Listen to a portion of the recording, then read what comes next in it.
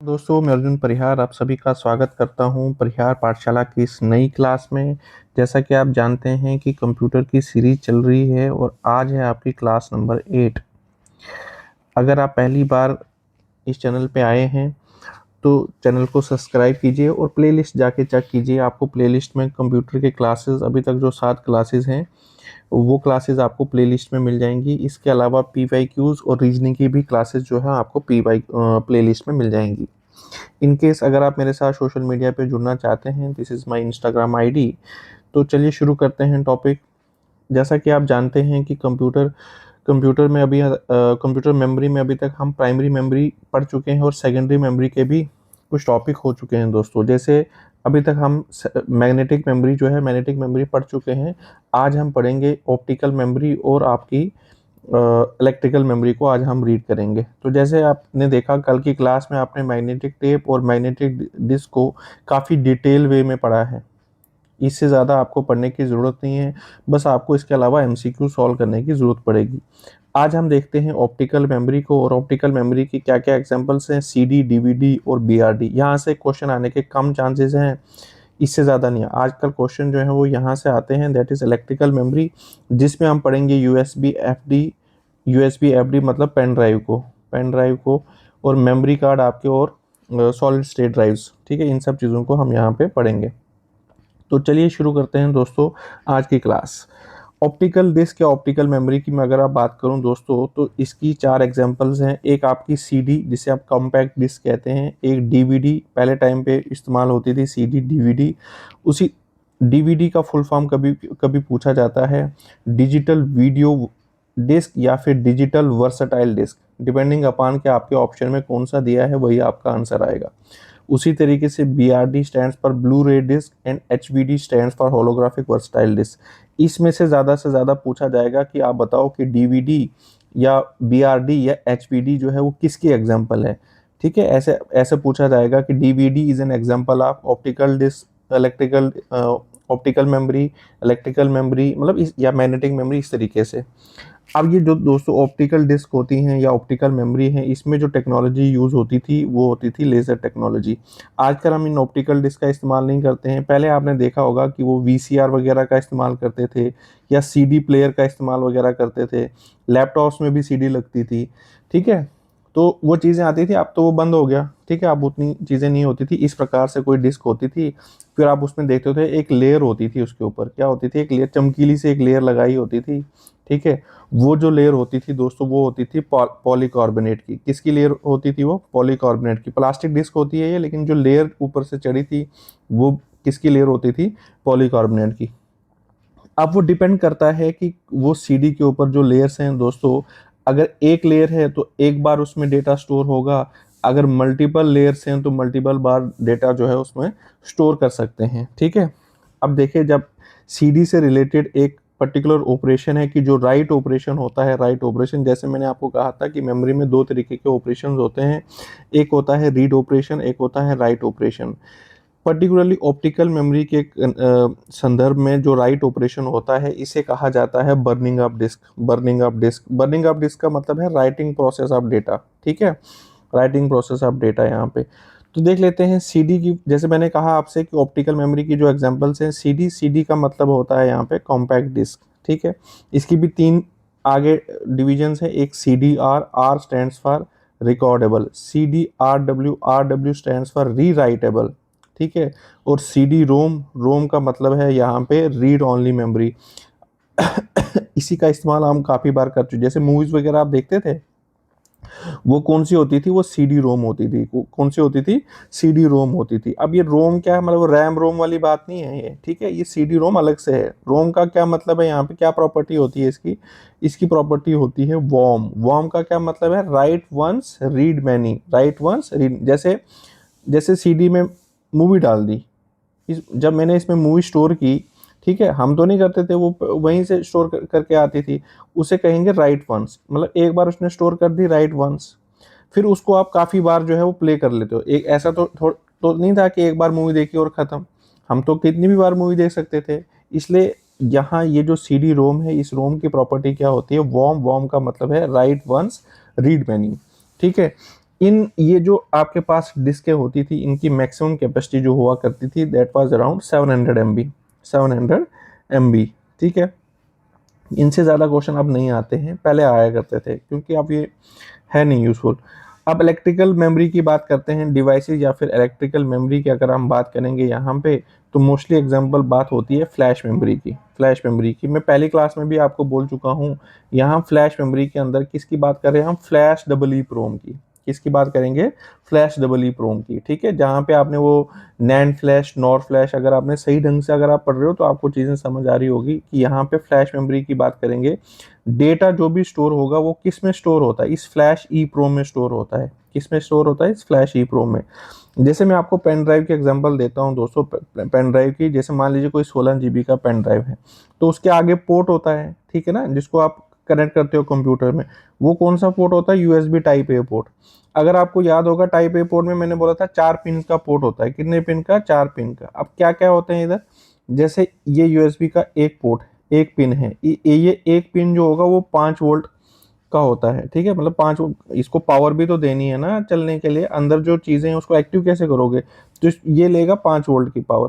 फिर एक पिन होता है सेंड करने के लिए, डेटा सेंड करने। एक पिन होता है डेटा रिसीव करने के लिए। और यहाँ पे एक पिन होता है जीएनडी। जीएनडी का मतलब होता है ग्राउंड करना। ठीक है, ठीक है, ग्राउंड मतलब, क्योंकि सिग्नल पूरा करना है ना आपको, एक क्लोज्ड पाथ चाहिए आपको यहाँ पे इलेक्ट्रिकल एनर्जी को फ्लो करने के लिए। अब इस पेन ड्राइव के अंदर क्या होता है? पेन ड्राइव के अंदर होती है एक ऐसी चिप जिसको मैंने कहा फ्लैश ईप्रोम, जिसके अंदर ये सारा डेटा जो होगा स्टोर होगा। ठीक है, एक चिप होगी फ्लैश ईप्रोम जिसके अंदर ये 16 GB का डेटा जो होगा स्टोर होगा। इसके साथ एक कंट्रोलर लगा होता है जो इसको कंट्रोल करता है कि कौन सा सिग्नल जो है वो सेंड करनी है चीज़ें, रिसीव करनी है चीज़ें, वो कौन डिसाइड करता है? ये कंट्रोलर डिसाइड करता है। ठीक है, ये जस्ट आपको एक नॉलेज के लिए मैं बता रहा हूँ कि इस प्रकार से चीज़ें होती हैं। अब ये जो आपकी इलेक्ट्रिकल मेमोरीज हैं उनके एग्जांपल्स देख लीजिए आप। एग्जांपल्स, एक एग्जांपल है आपकी यूएसबी एफडी। यूएसबी एफडी का मतलब है यहाँ पे यूनिवर्सल सीरियल बस फ्लैश ड्राइव। एफडी का मतलब है फ्लैश ड्राइव, फ्लैश ड्राइव। ठीक है, ये एक टेक्निकल नेम है फ्लैश ड्राइव। इसे पेन ड्राइव का दूसरा नाम है। ये क्या है? ये पेन ड्राइव का दूसरा नाम है यूएसबी एफडी। यहाँ पे एक और एग्जांपल है मेमोरी कार्ड। मेमोरी कार्ड में भी आजकल दो तरीके के मेमोरी कार्ड्स आते हैं। एक आपका एसडी कार्ड आ गया, एक आपका माइक्रो एसडी कार्ड आ गया। पहले थोड़े से बड़े मेमोरी कार्ड आते थे, आजकल छोटे मेमोरी कार्ड आना शुरू हो गए। एसडी का मतलब है यहाँ पे secure digital card, secure digital card. और माइक्रो एसडी कार्ड का मतलब, माइक्रो का मतलब होता है छोटा सिक्योर डिजिटल कार्ड। ठीक है, फिर एक एग्जांपल क्या बोली मैंने आपको? USB FD. फिर मेमोरी कार्ड की एग्जांपल आ गई, और तीसरी एग्जांपल जो है वो एसएसडी की आ गई, सॉलिड स्टेट ड्राइव की। सिंस आजकल ये ज़्यादा चलन में है तो इसके ऊपर जो है वो क्वेश्चन आने के चांसेस ज़्यादा हैं, इसलिए हम इसको थोड़ा सा डिटेल में पढ़ते हैं। एसएसडी को क्या और क्या कहा जाता है? एक तो फुल फॉर्म होगी इसकी सॉलिड स्टेट ड्राइव, इसको और जो है वो इलेक्ट्रॉनिक डिस्क के नाम से भी जाना जाता है। ये भी पेपर में पूछा जा चुका है दोस्तों, which of the following is known as electronic disc. Electronic disc का मतलब है यहाँ पे सॉलिड स्टेट ड्राइव। अब बेसिकली इसको इलेक्ट्रॉनिक डिस्क क्यों बोला जाता है? क्योंकि आपकी जो एसएसडी है दोस्तों, ये एक सेमीकंडक्टर मेमोरी है। इसके अंदर किसका इस्तेमाल होता है? सेमीकंडक्टर मेमोरी का इस्तेमाल होता है। एक चीज़ मैंने आपको पहले बताई थी कि एसएसडी जो है, एसएसडी वो फास्ट मानी जाती है हार्ड डिस्क। बेसिकली ये हार्ड डिस्क की रिप्लेसमेंट है। एसएसडी किसकी रिप्लेसमेंट है? ये रिप्लेसमेंट है हार्ड डिस्क की। और एसएसडी को फास्ट माना जाता है as compare to hard disk. अब वो क्यों माना जाता है देखते हैं दोस्तों। नॉर्मली ये आपकी हार्ड डिस्क होती है। हार्ड डिस्क से ये फ्लो डायग्राम में आपको कितनी बार, फ्लो चार्ट जो है वो कितनी बार समझा चुका हूँ आपको। हार्ड डिस्क से सिग्नल किस में जाता है? रोम में। ठीक है, रैम में, सॉरी रैम में। रैम से किस में जाता है? सीपीयू में। सीपीयू ये मतलब ये एज ए इनपुट काम करेगा, फिर ये सीपीयू कुछ प्रोसेसिंग करेगा, फिर उसके बाद एक आउटपुट देगा, और आउटपुट किस में जाएगा? मॉनिटर में। अब ये जो हार्ड डिस्क है, हार्ड डिस्क, इसमें आप डेटा जब स्टोर करते थे दोस्तों, वो स्टोर होता था in the form of magnetism. In the form of magnetism होता था या नहीं स्टोर? लेकिन रैम जो है, रैम वो सेमीकंडक्टर मेमोरी है। रैम क्या है? सेमीकंडक्टर मेमोरी है। इसमें जो डेटा आएगा वो डेटा ये लेगा खाली इलेक्ट्रिकल के फॉर्म में, इलेक्ट्रिकल सिग्नल्स के फॉर्म में ये डेटा लेगा। तो अब ये हार्ड डिस्क स्लो क्यों होती थी? क्योंकि इस मैग्नेटिक सिग्नल को ये चेंज करते थे किस में? इलेक्ट्रिकल सिग्नल में, जिसकी वजह से इसमें टाइम लग जाता था, जिसकी वजह से इसमें एक्सेस टाइम जो है वो बढ़ जाता था। एक्सेस टाइम जो था वो बढ़ जाता था, जिसकी वजह से हार्ड डिस्क जो थी वो स्लो थी। ठीक है, इसी चीज को इन्होंने अब रिप्लेस करने की कोशिश की, मतलब डेवलपमेंट हुई। डेवलपमेंट में क्या डेवलपमेंट हुई कि इन्होंने सोचा जब रैम में इलेक्ट्रिकल सिग्नल चाहिए तो क्यों ना हम ऐसी स्टोरेज बनाएं जिसको जहां पर हम डायरेक्टली जो आपका डेटा स्टोर करेंगे वो भी इलेक्ट्रिकल सिग्नल की फॉर्म में ही स्टोर कर लेते हैं। इसलिए एक डिवाइस आई सॉलिड स्टेट ड्राइव। ये इलेक्ट्रॉनिक डिवाइस है, ये बनी है किसकी, सेमीकंडक्टर की। ये भी बनी है सेमीकंडक्टर की, तो ये भी स्टोर करेगा इलेक्ट्रिकल सिग्नल की फॉर्म में डेटा। ये इसको भी डेटा चाहिए इलेक्ट्रिकल की फॉर्म में।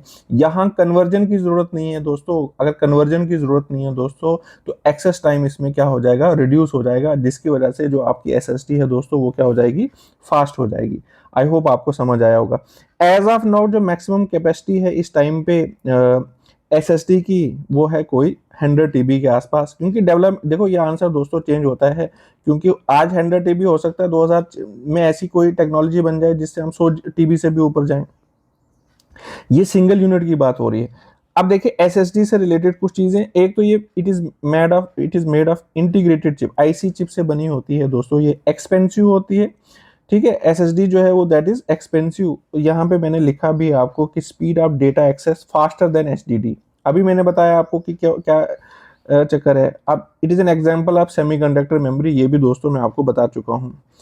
अब समझते हैं हम दोस्तों, अभी आपको एसएसडी आई होप आपको समझ आया होगा कि एसएसडी में डेटा जो है that is stored in the form of electrical signals.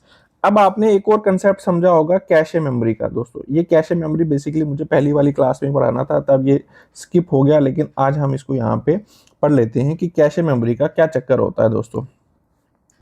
अब ये दोस्तों नॉर्मली क्या होता था, आपकी हार्ड डिस्क लगी होती थी, हार्ड डिस्क से सिग्नल जाता था रैम में। रैम बोले तो क्योंकि हमारे कंप्यूटर्स में रैम नहीं डी रैम होती है, ठीक है ना, तो मैंने यहाँ पे डी रैम लिख दिया।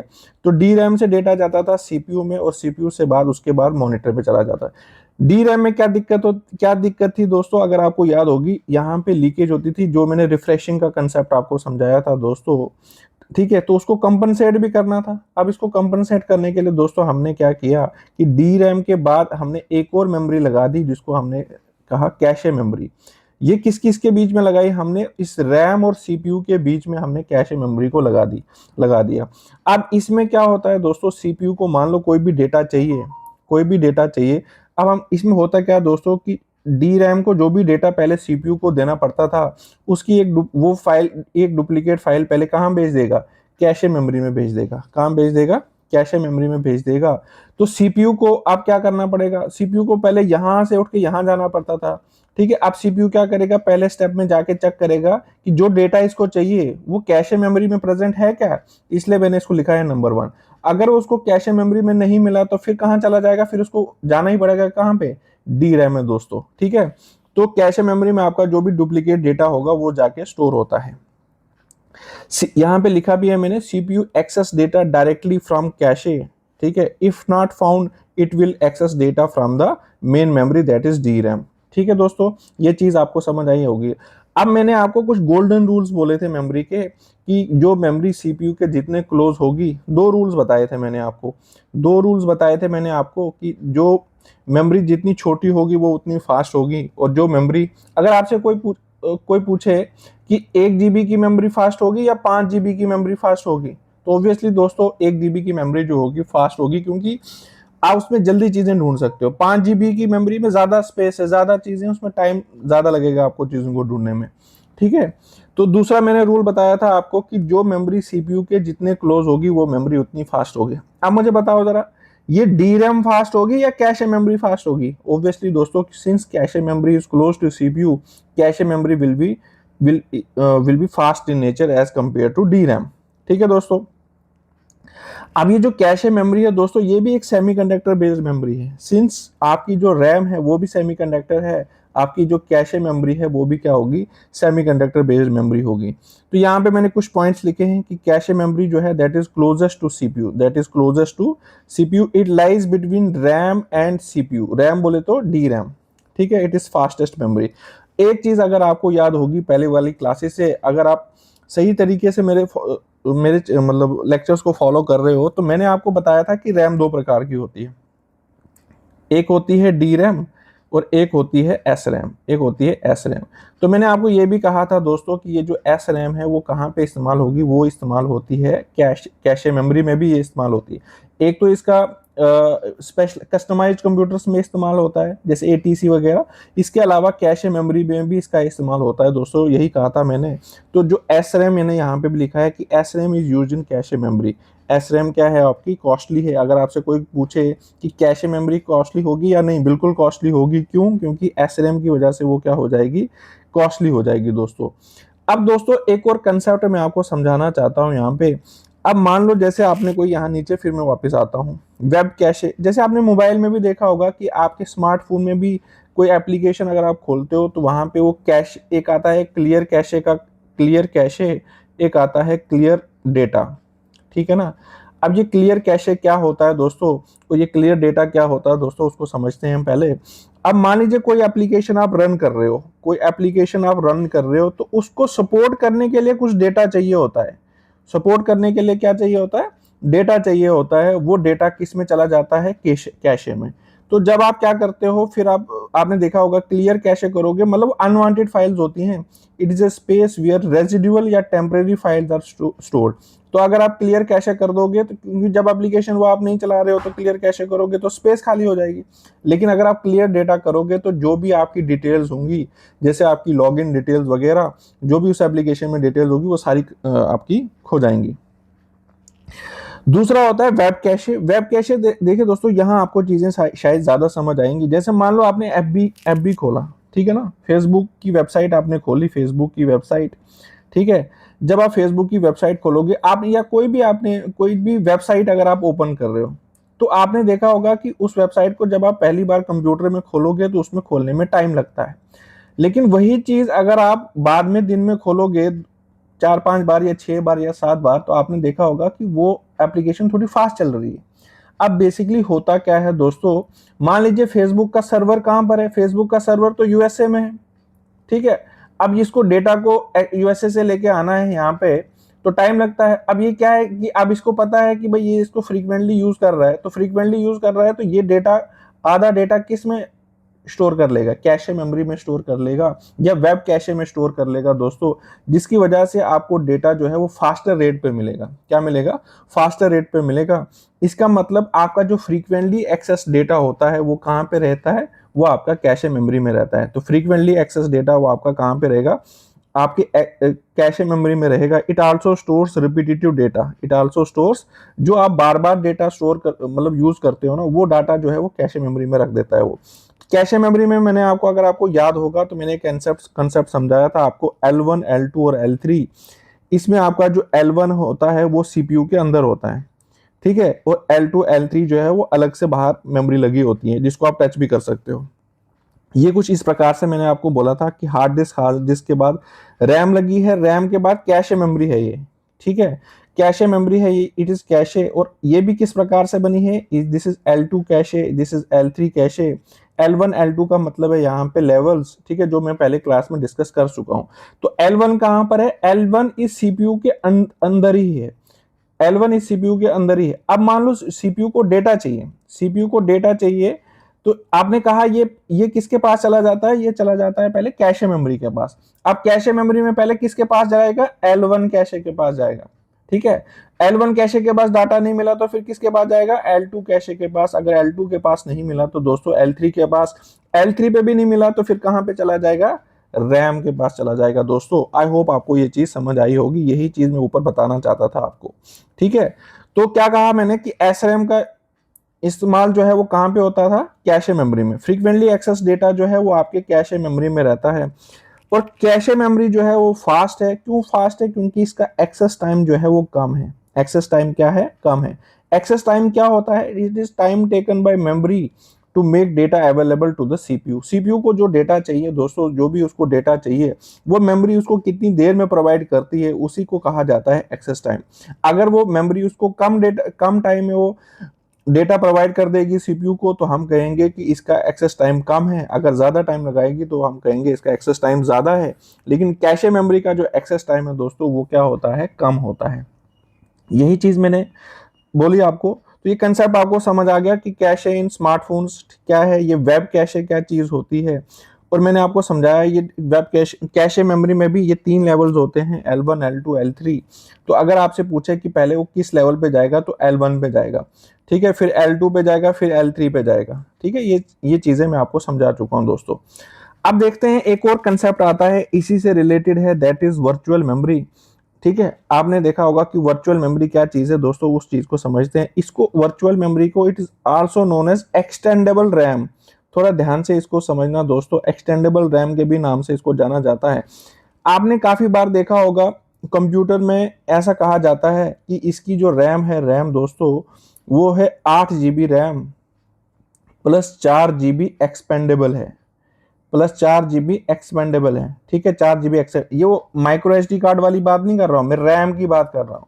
अब ये जो 4 GB एक्सपेंडेबल है दोस्तों, यही कंसेप्ट होता है वर्चुअल मेमोरी का। किसका कंसेप्ट होता है? वर्चुअल मेमोरी का। अब ये कहोगे आप कि ये वर्चुअल मेमोरी होती कहाँ है दोस्तों? बेसिकली हार्ड डिस्क में ही एक स्पेस क्रिएट की जाती है। हार्ड डिस्क के अंदर, जो आपकी हार्ड डिस्क थी ना, हार्ड डिस्क, इसी में एक छोटी सी स्पेस क्रिएट की जाती है, जो किसके लिए, किसका काम करती है? वर्चुअल मेमोरी का काम करती है। वर्चुअल मेमोरी, आप कहोगे कि कितनी स्पेस? जितनी रैम का साइज होगा, जितना साइज रैम का होगा उतनी ही वर्चुअल मेमोरी जो है वो क्रिएट की गई होगी। किसके अंदर? हार्ड डिस्क के अंदर। जैसे मान लो अगर आपकी रैम का साइज 1 GB है, तो आपकी बाय डिफॉल्ट जो आपकी हार्ड डिस्क है दोस्तों, उसी हार्ड डिस्क में 1 GB का जो है वो 1 GB का क्या है, वर्चुअल मेमोरी क्रिएट की गई होगी। लेकिन क्या बस इतनी ही क्रिएट की जा सकती है? मैंने कहा by default the size of RAM इतना ही क्रिएट किया जाएगा आपका वर्चुअल मेमोरी, किसमें? हार्ड डिस्क में। लेकिन इसको अप टू 3 टाइम्स तक क्रिएट किया जा सकता है। वर्चुअल मेमोरी जो होगी वो मैक्सिमम कितनी हो सकती है? Up to 3 size of RAM. मतलब अगर रैम का साइज 1 GB है तो वर्चुअल मेमोरी मैक्सिमम 3 GB तक हो सकती है। लेकिन बाय डिफॉल्ट वो जितना रैम का साइज होगा उतना ही होता है हार्ड डिस्क के अंदर। दोस्तों आई होप आपको चीजें समझ आई होगी यहाँ पे, कि मैंने ये बताया कि वर्चुअल मेमोरी क्या चीज होती है। वर्चुअल मेमोरी कहां पे स्पेस क्रिएट की गई होती है? हार्ड डिस्क में। अब ये वर्चुअल मेमोरी की जरूरत क्यों है? पहले तो ये क्वेश्चन बनता है कि वर्चुअल मेमोरी की जरूरत क्यों है। अब दोस्तों क्या होता है, मान लीजिए आपने कोई एप्लीकेशन चलाई, रन की, उस एप्लीकेशन का साइज है 6 GB और आपकी आपकी जो रैम है वो है 4 GB। तो वो 4 GB की रैम जो है वो 6 GB की एप्लीकेशन कैसे चलाएगी? इसलिए वो जो 6 GB का डेटा होगा उसको ब्लॉक्स में तोड़ा जाता है, ठीक है, ब्लॉक्स में तोड़ा जाता है। और फिर उसमें क्या होगा कि 4 GB का डेटा तो फिट आ जाएगा वहां पे उसी रैम में। जो 2 GB का डेटा होगा उसको वापस रैम से वापस कहां भेजा जाएगा? हार्ड डिस्क में। हार्ड डिस्क में कहां पर? इसी वर्चुअल मेमोरी में। इस प्रोसेस को कहा जाता है swap in swap out. Swap in swap out, ठीक है। जब इस रैम को वो 2 GB का डेटा चाहिए होगा तो वो डेटा जो है वो ले आएगा स्वैप इन के थ्रू। जब डेटा नहीं चाहिए होगा तो स्वैप आउट करके वापस भेज देगा, ठीक है। मैं आपको थोड़ा डिटेल में समझाता हूं ये चीज क्या है। जैसे मान लो मैंने क्या कहा आपसे, ये रैम है आपकी, ठीक है, और ये आपकी हार्ड डिस्क है, ठीक है, हार्ड डिस्क है। अब मैं कोई मान लो एक मूवी चला रहा हूं, ठीक है, या कोई एप्लीकेशन रन कर रहा हूं, इस रैम का जो साइज है वो 4 GB है। लेकिन जो मूवी में रन कर रहा हूँ, वो मूवी जो है वो कितने जीबी की है? 6 GB की, ठीक है ना, वो 6 GB की है। अब लेकिन इसमें कितना फिट साइज होगा? वो 4 GB का ही होगा। तो मैं क्या करूंगा, इसको, इस ब्लॉक को तोड़ दूंगा मैं। मान लो मैंने क्या किया कि ये मैंने 2 GB के ब्लॉक्स तोड़ दिए, 2 GB, ठीक है, 2 GB, ऐसे 2 GB और 2 GB, ठीक है ना, 2 GB ऐसे करके मैंने तोड़ दिया इसको। तो 4 GB का तो आ जाएगा, इसमें 4 GB का डेटा इसमें आ जाएगा आराम से रैम में। 2 GB का जो डेटा है मैं इसको स्वैप आउट करके वर्चुअल मेमोरी जो होगी हार्ड डिस्क में वहां पे स्टोर कर दूंगा। अब मैंने मूवी रन करना शुरू कर दिया। अब ये 2 GB की मूवी जो है वो चल गई। अब मैंने, मतलब मूवी रन कर रही है आपकी आपकी मूवी यहां तक पहुंची, अभी तक आपने 2 GB का डेटा यूज कर लिया। अब इस 2 GB का जो डेटा होगा इसको मैं भेजूंगा वर्चुअल मेमोरी में, और जो वर्चुअल मेमोरी में 2 GB का डेटा होगा वो यहाँ पर आ जाएगा। ये 2 GB का डाटा आगे चला जाएगा, ये आगे चला जाएगा, यहाँ पे वो 2 GB का डेटा आ जाएगा। आई होप आपको ये चीज समझ आई होगी कि मैं क्या कहना चाहता हूँ कि वर्चुअल मेमोरी का कंसेप्ट कैसे होता है। अब बेसिक पे आते हैं। जो आपकी वर्चुअल मेमोरी है, वर्चुअल मेमोरी बेसिकली एक रिजर्व स्पेस होती है। कहां पर? हार्ड डिस्क में, जिसे क्या कहा जाता है? एक्सटेंडेबल रैम या एक्सटेंडेड रैम भी कहा जाता है। जिसका मैंने साइज कहा था कि बाय डिफॉल्ट जितनी वर्चुअल मेमोरी की जो कैपेसिटी होती है वो कितनी होती है, जितनी रैम की कैपेसिटी होती है। लेकिन अगर आपको इसको इंक्रीज करना है तो capacity of virtual mem can be extended up to 3 times of RAM size, ये मैं आपको बोल चुका हूं दोस्तों। ठीक है, इसी में एक कंसेप्ट मैंने आपको समझाया स्वैपिंग का, स्वैप इन और स्वैप आउट का कंसेप्ट मैंने अभी समझाया ना आपको। ठीक है, स्वैप इन और स्वैप आउट का, इसे क्या कहा जाता है, मेमोरी स्वैपिंग कहा जाता है। मेमोरी स्वैपिंग बोले तो पेज रिप्लेसमेंट के नाम से भी इसको जाना जाता है कि आपको बड़ा डेटा चलाना है हार्ड डिस्क से, ठीक है ना, तो जो डेटा आपको रिक्वायर्ड है वो यहाँ पे डाल दो, जो नहीं रिक्वायर्ड है उसको वापस हार्ड डिस्क में डाल दो। ठीक है, इस प्रकार से जैसे मैंने अभी आपको कहा कि ये क्यों चलाया जाता है, to run more processes than can physically fit in RAM. ठीक है, it helps to implement virtual memory allowing system to act like it has more memory than is physically available। जैसे यहाँ पे एग्जांपल दी गई थी कि कंप्यूटर का जो रैम है वो 4 GB का है और कोई एप्लीकेशन आप रन कर रहे हो जिसका साइज कितना है दोस्तों, 6 GB। In that case operating system में swap 2 GB worth of less use data to disk, मतलब हार्ड डिस्क में डाल देगा जो डेटा की अभी रिक्वायरमेंट नहीं है, जो जिसकी रिक्वायरमेंट बाद में पड़ेगी मुझे, वो डेटा मैं कहां डाल दूंगा, 2 GB का हार्ड डिस्क में। हार्ड डिस्क में कहां पे, जहां पे वर्चुअल मेमोरी है। ठीक है, और जब बाद में डेटा की रिक्वायरमेंट होगी तो वो 2 GB का डेटा यहां डाल दूंगा, अब यहां पे जिसकी यूज नहीं है उसको वापस भेज दूंगा। ठीक है ना, ताकि वो 4 GB at a time maintain रहे, उसी की बात कर रहा है। सो मोर एक्टिव पार्ट्स में स्टे इन रैम। ठीक है, when the swapped out process is needed again it is swapped back into the RAM। जो मैंने आपसे कहा उसी की बात ये यहाँ पे कर रहा है। अब इससे रिलेटेड कुछ टर्म्स हैं। ठीक है, अगर मैं सारी चीजें आपको बता दूंगा दोस्तों तो आप जो है वो अपने बिहाफ पे कुछ भी नहीं करोगे, तो आपको नीचे बताना है कमेंट सेक्शन में कि ये स्वैप स्पेस क्या चीज होती है। ये इसी स्वैपिंग से रिलेटेड है दोस्तों, ये क्वेश्चन पेपर में आ सकता है, ऐसा नहीं कि नहीं आ सकता है। स्वैप स्पेस क्या चीज होती है दोस्तों, पेज फॉल्ट क्या चीज होती है, और थ्रैशिंग जो है वो इंपॉर्टेंट भी है, आपको बताना है। इन तीनों चीजों को कमेंट सेक्शन में बताइए कि थ्रैशिंग क्या है, पेज फॉल्ट क्या चीज है और स्वैपिंग स्पेस क्या चीज है। ठीक है, तो जैसे मैंने अभी आपको पहले भी कहा था कि रैम कुछ इस प्रकार से आती है, 8 GB प्लस 4 GB एक्सपेंडेबल। 4 GB एक्सपेंडेबल का मतलब वो वर्चुअल मेमोरी की बात कर रहा है, और वर्चुअल मेमोरी कहां पर है, हार्ड डिस्क के अंदर है। ठीक है, इसके अलावा रजिस्टर्स थे, जो रजिस्टर मेमोरी में रजिस्टर्स हम ऑलरेडी डिस्कस कर चुके हैं कंप्यूटर आर्किटेक्चर में। It is part of memory unit of CPU. ठीक है, ये चीजें मैं आपको बता चुका हूं। अब क्वेश्चन पेपर में आता है, जैसे मैंने अभी डिस्कस भी किया था कि असिस्टेंट सुपरिटेंडेंट जेल में क्वेश्चन आया था फास्टेस्ट मेमोरी का, और हायरार्की के ऊपर दो क्वेश्चन आ रखे थे। एक आया था फास्टेस्ट के ऊपर, एक हायरार्की के ऊपर आया था। तो देखे यहाँ पे, तो मैंने आपको कुछ रूल्स बताए थे, क्या रूल बताए थे, जो मेमोरी जितनी छोटी होगी वो उतनी फास्ट होगी, जो मेमोरी सीपीयू के जितने क्लोज होगी वो उतनी फास्ट होगी। तो देखिए यहाँ पे मेमोरी के अंदर ही सीपीयू है, सॉरी सीपीयू के अंदर ही रजिस्टर्स हैं, तो रजिस्टर सबसे फास्टेस्ट माने जाएंगे। ऊपर सबसे फास्टेस्ट, नीचे जो है मतलब स्पीड ऐसे इंक्रीज कर रही है। ठीक है, फास्टेस्ट, ये सबसे फास्टेस्ट है। उसके बाद फास्टेस्ट कौन है, कैशे मेमोरी। रजिस्टर्स पहले नंबर पर, फिर कैशे मेमोरी। कैशे मेमोरी पे भी अगर वो बोलेगा ना आपको, मैंने हायरार्की बनाई है आपको, L1 फास्टेस्ट, फिर L2 फास्टेस्ट, फिर L3 फास्टेस्ट। ठीक है, उसी तरीके से रैम, उसके बाद कैशे मेमोरी के बाद किसकी हायरार्की आएगी, रैम की। रैम में भी पहले नंबर पे कौन, एस रैम। डी रैम जो होती है उसके स्लो होती है। फिर उसके बाद रोम और ई प्रोम जो है वो एक ही लेवल पे है। इसी के अंदर अगर मैं हॉरिजॉन्टली कोई चीज लिख रहा हूं, मतलब उनकी स्पीड एक जैसी है, जैसे USB pen drive, micro card, SSD, इनकी एक जैसी स्पीड है। लेकिन अगर मैं कोई वर्टिकली लिख रहा हूं, इसका मतलब ऊपर वाला फास्ट है, नीचे वाला उसके कंपैरिजन में स्लो है। रोम के बाद आपकी मैग्नेटिक डिस्क आ जाएगी, मैग्नेटिक डिस्क के बाद ऑप्टिकल डिस्क आ जाएगी, ऑप्टिकल डिस्क के बाद आपकी मैग्नेटिक टेप आएगी।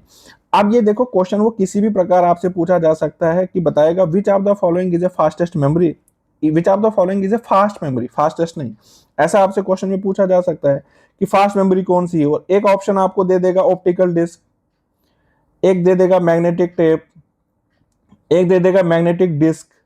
ठीक है, एक दे देगा रोम। अब बताओ इसमें फास्ट कौन है, फास्ट कौन है इसमें, ऑब्वियस ही बात है, इनको कंपेयर करने पे मुझे पता लगा चला कि रोम जो है वो फास्टेस्ट है। वो पता कैसे चलेगा, वो इस हायरार्की वाले से पता चलेगा। हायरार्की भी यही है, सबसे ऊपर कौन है, रजिस्टर। सबसे लोवेस्ट हायरार्की किसकी है, मैग्नेटिक टेप की। ठीक है, तो फास्टेस्ट भी सबसे ऊपर कौन है, ऊपर। ठीक है, तो एक और चीज है यहाँ पे कि सेमीकंडक्टर मेमोरी की कौन कौन सी एग्जांपल है, आपकी रैम भी सेमीकंडक्टर से बनी है, फ्लैश मेमोरी भी सेमीकंडक्टर से बनी है, इनफैक्ट आपकी एसएसडी भी किससे बनी है, सेमीकंडक्टर से बनी है। अब रैम से रिलेटेड एक यूनिट होता है जिसकी रैम की भी एक चीज है जिसके वर्जन्स कह लो या स्पीड कह लो। यहाँ पे थोड़ा धुंधला है, मैं यहाँ पे लिख लेता हूँ कि रैम का जो यूनिट है उसकी स्पीड का यूनिट कह लो, वर्जन्स कह लो, इसे कहा जाता है DDR. DDR stands for double data rate. ठीक है, ये कुछ यूनिट्स हैं। इसको इसके बाद हम पढ़ेंगे प्रिंटर्स, हार्डवेयर डिवाइसेस पढ़ेंगे, वहां पे हम देखेंगे प्रिंटर्स का यूनिट जो होता है दोस्तों वो क्या होता है, पीपीएम। आप प्रिंटर्स अब क्या निकलते हैं, पीपीएम का मतलब होता है पेजेस पर मिनट। स्पीड क्या होगी, मतलब यूनिट क्या होगा, यही कि कोई प्रिंटर कितना फास्ट होगा, जिसके पेजेस जो है वो 1 मिनट में जितने ज्यादा पेजेस देगा वो उतना फास्ट होगा प्रिंटर।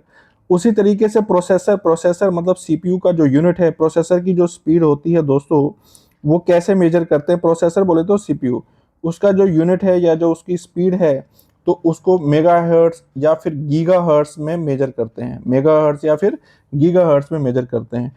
तो आई होप आपको यह समझ आया होगा। अभी मेमोरी यूनिट में ना एक और टॉपिक है मेमोरी यूनिट्स जैसे हम देखेंगे कि ये 1 GB, ठीक है, ये 1 TB, इसके ऊपर भी कभी कभी बेसिक क्वेश्चन आते हैं। इसको मैं एक छोटा सा टॉप वीडियो बना के डाल दूंगा दोस्तों। आई होप आपको आज की क्लास समझ में आई होगी, आपको मजा आया होगा। अगर आपको मेरी क्लासेस अच्छी लगती हैं दोस्तों तो प्लीज वीडियोस को लाइक जरूर कीजिए और अपने दोस्तों के साथ वीडियोस को शेयर कीजिए। चलिए, thank you so much, see you in the next class.